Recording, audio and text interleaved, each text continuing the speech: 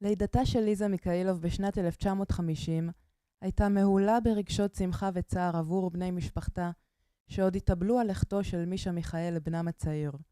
הסיפור על מותו, שנחרט בכיכר הכפר חינליק, מתאר ברצינות את פרטי התקרית. אלצ'קו קוצ'נקו, אב שיכור ונבגד, גילה כי בשעת לילה חשוך ברחה ראיה ביתו כדי להתאחד עם מישה האהובה, שבחייו ידע כי כרוכים גם אלו שלה. אז הניף את התער אל ליבו של הנער, וגזל נשמתו בלי לשמוע דבר. ראיה ביתו בייסוריה נותרה, ומדי ערב בכפר עוד עולה קינתה.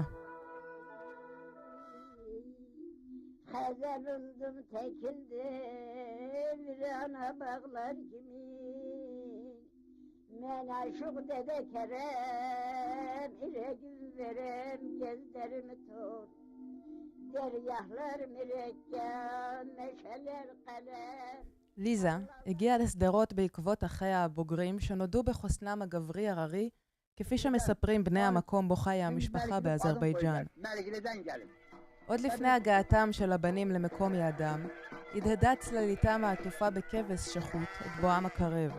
בריחו של אדם הניגר מן הקורבן הנישא על כתף, מילה בנשימה ריאות נערות שחשקו בלבבן לטיפה מהעון של בני מאיה הגדולה.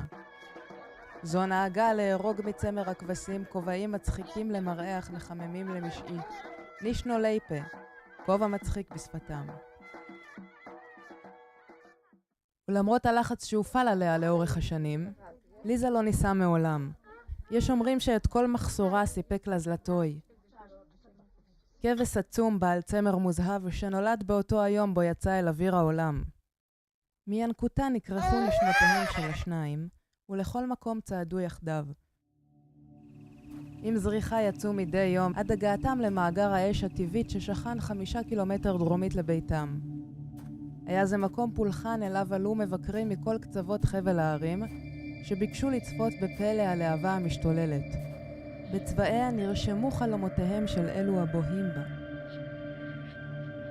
וביום בו מלאו לליזה 15 שנים, כשעלתה כהרגלה יחד עם זלטוי אל מאגר האש, התגלה בפניה סוד נסתר וכמוס. על אבני הבזלת מצא תליון אבן של לב קורא לה בשמה שאליו תתקרב. היא אחזה בו וחשה את החום מתפשט בגופה, וידע כי זלטוי האהוב לא יהיה עוד עמה. מיד גזמה מהצמר וטבתה לשרשרת, אליה הושכה לתליון שמצא. היא הרגישה בין רגע כאב חד בגבה ורגליה רכפו מעל פני האדמה. וזלטוי היקר נעלם דום חרישי. הוא נפח נשמתו בבת קול מלכותית, וזכרו לא נותר, רק האור שהכיל. וברגע ההוא, בין הרי הקווקז, ידע הנערה כי עליה לעוף, אל מקום השוכן מעבר לים, שם תחיה כנסיכה מוקפת בשפע. אז נפתח אל עיני החזון מייחל, שקרא לה לקום וללכת לעבר ארץ ישראל.